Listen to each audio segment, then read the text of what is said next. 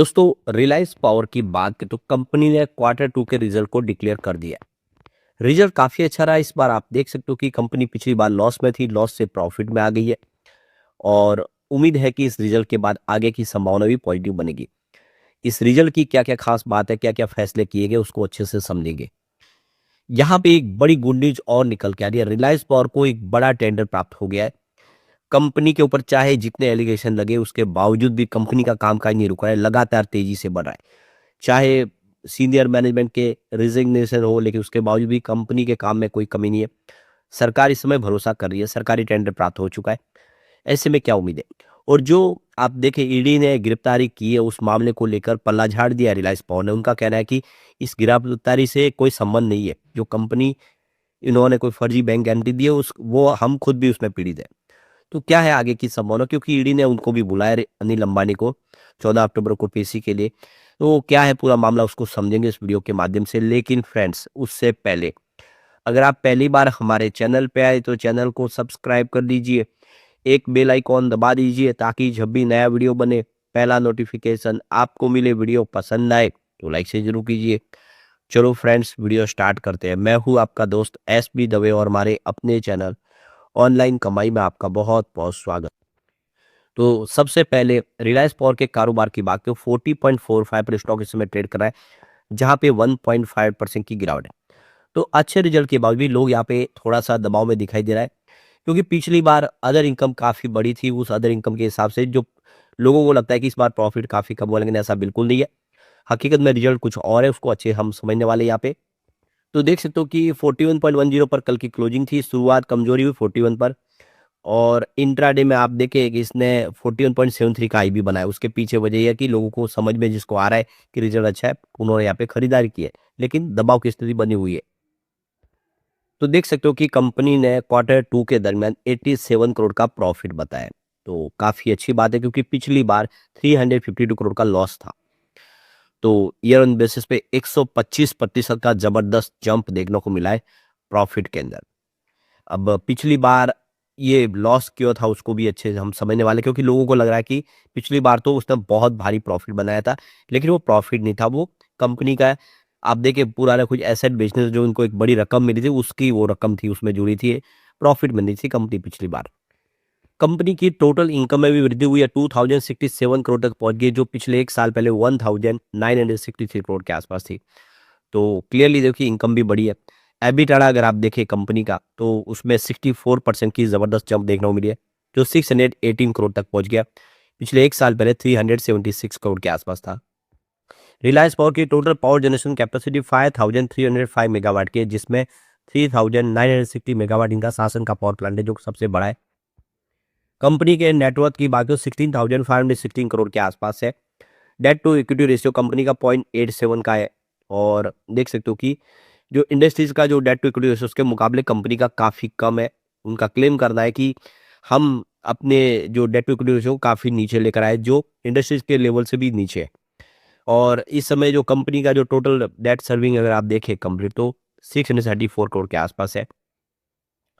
तो कोई बड़ा कर्ज भी नहीं है और सब कुछ ठीक ही है, पटरी पे काम कर। अब कंपनी यहाँ पे फंड रेजिंग भी करने जा रही है। अब बोर्ड ऑफ डायरेक्टर की तरफ से जो फैसला हुआ कि एफसीसी भी जारी किए जाएंगे, यानी फॉरेन जो करेंसी कन्वर्टेबल बॉन्ड्स होंगे, करीब 600 मिलियन US डॉलर के। ये इंटरनेशनल मार्केट से उठाया जाएगा पैसा, प्राइवेट प्लेसमेंट के माध्यम से, और शेयर होल्डर की रजामंदी ली जाएगी।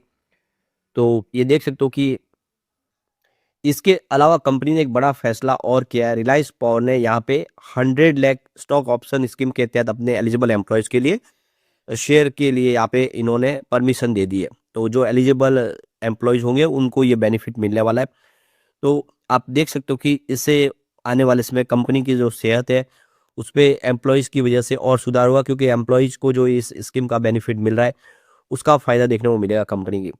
तो ये काफ़ी शानदार फैसला है। आप देख सकते हो कि एक तरह से यह एक बोनस जैसे है एम्प्लॉयज़ के लिए, जिससे आने वाले समय एम्प्लॉयज़ और मेहनत के साथ काम करेंगे, उनको एक तरह से ये रिवार्ड है। तो काफ़ी शानदार फैसले किए। अब रिजल्ट को अच्छे से समझ लेते हैं। इस बार आप देखिए कंपनी का सेल्स 1974 करोड़ के आसपास रहा है। पिछले क्वार्टर में 1886 करोड़ के आसपास है। इसका मतलब ये है कि क्वार्टर ऑन क्वार्टर बेसिस पे सेल्स बढ़ा है। पिछले साल सेम क्वार्टर में 1760 करोड़ के आसपास था। इसका मतलब ईयर ऑन बेसिस पे भी सेल्स बढ़ चुका है। और सितंबर 2023 से कंपेयर करें तो कम है, क्योंकि सितंबर 2023 में ये 2038 करोड़ के आसपास था। खर्च इस बार 1356 करोड़ का रहा है, जो पिछले क्वार्टर में 1321 करोड़ के आसपास था। तो जैसे बिजनेस बढ़ा उस हिसाब से क्वार्टर ऑन क्वार्टर बेसिस पे खर्च भी बढ़ा है। लेकिन पिछले साल सेम क्वार्टर में 1384 करोड़ का टोटल खर्च था, उस हिसाब से अभी भी खर्च कम है। तो बिजनेस बढ़ने का बावजूद भी ईयर ऑन बेसिस पे इस बार खर्च कम किया कंपनी ने। ऑपरेटिंग प्रॉफिट 618 करोड़ के आसपास रहा है, जो पिछले क्वार्टर में 565 करोड़ के आसपास था। इसका मतलब क्वार्टर ऑन क्वार्टर बेसिस पे भी कंपनी का ऑपरेटिंग प्रॉफिट बढ़ा है। और अगर बात करें पिछले साल सेम क्वार्टर की, तो 376 करोड़ के आसपास था, यानी ईयर ऑन बेसिस पे भी ऑपरेटिंग प्रॉफिट में वृद्धि हुई है। और अगर हम बात करें सितंबर 2023 की, तो ये 720 करोड़ के आसपास था, उस हिसाब से कम है। यानी सितंबर महीना जो 2023 का था, वो क्वार्टर काफ़ी अच्छा था। पिछले क्वार्टर के मुकाबले जरूर इस बार बेहतर है, लेकिन अगर हम इसको साल दर साल के हिसाब से 2023 से कंपेयर करें तो आपको इस बार रिजल्ट थोड़ा कमजोर। अदर इनकम की बात की, इस बार मात्र 93 करोड़ की अदर इनकम है, जो पिछले क्वार्टर में 140 करोड़ के आसपास थी, जबकि पिछले साल सेम क्वार्टर में ये 3433 करोड़ के आसपास थी। इसका मतलब आप क्लियरली देख सकते हो कि पिछली बार जो प्रॉफिट हुआ था वो सारा अदर इनकम से निकल के आ रहा था। 3433 करोड़ की कंपनी को अदर इनकम थी, और 23 में 117 करोड़ के आसपास की अदर इनकम थी। तो यही पूरा मामला है। ये जो 3433 करोड़ की जो कंपनी को एक बड़ी एक मुश्त रकम मिली थी, जिसकी वजह से जो कंपनी का लॉस था वो कवर हुआ था और कंपनी प्रॉफिट में दिखाई दे, लेकिन हकीकत में लॉस था। अब बात करें यहाँ पे प्रॉफिट बिफोर टैक्स, तो आप देख सकते हो कि 108 करोड़ का इस बार प्रॉफिट बिफोर टैक्स बताए, जो पिछले क्वार्टर में देख सकते हो कि यहाँ पे 72 करोड़ के आसपास का कंपनी को प्रॉफिट था। तो ये प्रॉफिट तो काफी अच्छा बढ़ा है क्वार्टर ऑन क्वार्टर बेसिस पे। पिछले साल सेम क्वार्टर में 3004 करोड़ का प्रॉफिट था, पर हकीकत में इसको हम प्रॉफिट नहीं गिनेंगे, क्योंकि कंपनी को 3433 करोड़ का तो ये अदर इनकम मिली है। अगर हम इसको लेस कर दे तो ये करीब 400 करोड़ के आसपास का कंपनी को लॉस हुआ था पिछले क्वार्टर में, ये आपको ध्यान रखना है। तो ये है पूरी बात। कंपनी पिछली बार लॉस में थी, इस बार प्रॉफिट में आई है। तो जहां पे लगभग 400 करोड़ के आसपास का कंपनी को लॉस था, इस बार कंपनी को 100 करोड़ का प्रॉफिट हुआ है। तो ये क्लियर है कि कंपनी ने बेहतर किया। और आप देखिए 2023 में भी 138 करोड़ का लॉस था। तो कंपनी अब पिछले अगर हम रिजल्ट को देखें 3-4 में, तो सबसे शानदार रिजल्ट है इस बार कंपनी का। इस बार प्रॉफिट बिफोर टैक्स में वृद्धि अच्छी देखने को मिली है। अब बात करें नेट प्रॉफिट को, इस बार 87 करोड़ का नेट प्रॉफिट हुआ, जो पिछले क्वार्टर में 45 करोड़ के आसपास था। इसका मतलब क्वार्टर ऑन क्वार्टर बेसिस पे प्रॉफिट बढ़ा है। और पिछले साल सेम क्वार्टर में 2878 करोड़ का प्रॉफिट था, लेकिन ये प्रॉफिट नहीं था, ये लॉस था। और अगर हम बात करें 2023 को, यहाँ पे 238 करोड़ के आसपास का लॉस था। यानी हम देख सकते हो कि पिछले 2 सालों में कंपनी का इस बार काफी बेहतर प्रदर्शन रहा है। ईपीएस 0.21 रुपीज के आसपास, जो पिछले क्वार्टर में 0.11 रुपीज के आसपास था। पिछले साल सेम क्वार्टर में ये 7.16 रुपीज के आसपास था, क्योंकि इसमें कंपनी को एक मस्त बड़ी रकम मिली थी। ओवरऑल आप देख सकते हो कि कंपनी ने बेहतर किया, ये रिजल्ट काफी अच्छा है। फाइनली एक बड़ी गुड न्यूज और निकल के आ रही है। रिलायंस पावर की जो सब्सिडीज कंपनी है, यहाँ पे देखो कि ये बीईएस जो इनकी कंपनी है एन्यू एनर्जी, उसको 750 मेगावाट का एक बड़ा टेंडर प्राप्त हो चुका है। तो ये देख सकते हो कि सरकारी टेंडर मिला है इनको, और अब इनकी जो कैपेसिटी है वो 6.4 गीगावाट का जो सोलर प्रोजेक्ट के माध्यम से अब देख सकते हो कि 6.5 गीगावाट तक पहुंच चुकी है। तो ये देखो कि जो बड़ी गुड न्यूज है कि रिलायंस एन्यू एनर्जी जो इनकी सब्सिडीज कंपनी है रिलायंस पावर की, उसने एक लार्जेस्ट एसजेविन के माध्यम से प्रोजेक्ट प्राप्त किया है। ये सरकारी कंपनी है एसजेविन ने इनको 1500 मेगावाट का रिन्यूएबल एनर्जी का टेंडर है जो इनके मिल चुका है, और 750 मेगावाट की कैपेसिटी को मंजूरी मिली है 10 नवंबर 2025 को। ये टेंडर तो इनको पहले मिला था, लेकिन अब इसकी मंजूरी अप्रूवल मिले है। अब इनके पास वो अप्रूवल आ चुका है, यानी ये टेंडर कंपनी करेगी। तो ये देखो कि 50% की एलोकेशन इनको दिए गए पहले 10 नवंबर को। ये लेटेस्ट अपडेट है कल की। तो आप देख सकते हो कि एजेविन की तरफ से 1500 मेगावाट का जो इनको प्रोजेक्ट मिला, उसमें से 50% की इनको एलोकेशन के लिए लेटर ऑफ अवार्ड प्राप्त हो चुका है। तो ये बहुत अच्छी गुड न्यूज है कंपनी की। तो इस टेंडर के माध्यम से आप देख सकते हो कि इस समय इंडिया की एक लार्जेस्ट स्टोरेज प्रोजेक्ट करने वाली कंपनी बन गई है रिलायंस पावर, और इनका पोर्टफोलियो 4 गीगावाट तक पहुंच चुका है सोलर कैपेसिटी, और 6 गीगावाट का बीईएस का पोर्टफोलियो इनका पहुंच चुका है। तो लगातार आप देखें ये टेंडर प्राप्त हो रहे कंपनी को, और ये चौथा टेंडर है जो कंपनी ने 10 महीनों में प्राप्त किया है।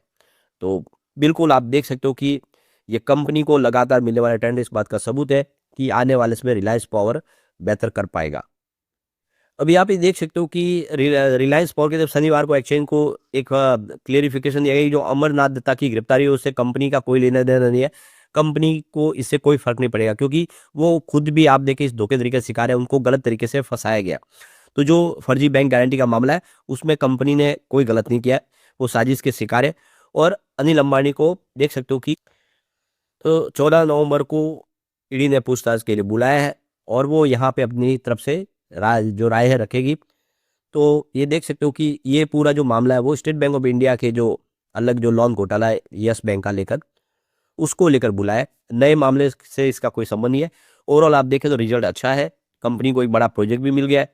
ऐसे में उम्मीद है कि आने वाले समय रिलायंस पावर बेहतर करेगा। लेकिन फ्रेंड्स, कोई भी इन्वेस्टमेंट करने से पहले अपने फाइनेंशियल एडवाइजर से एडवाइस ले ले या अपना खुद का रिसर्च करें, क्योंकि मैंने वीडियो आपके एजुकेशनल पर्पज के लिए ही बनाया। वीडियो पसंद आए तो लाइक से जरूर कीजिए और चैनल को सब्सक्राइब कर दीजिए। Thank you friends.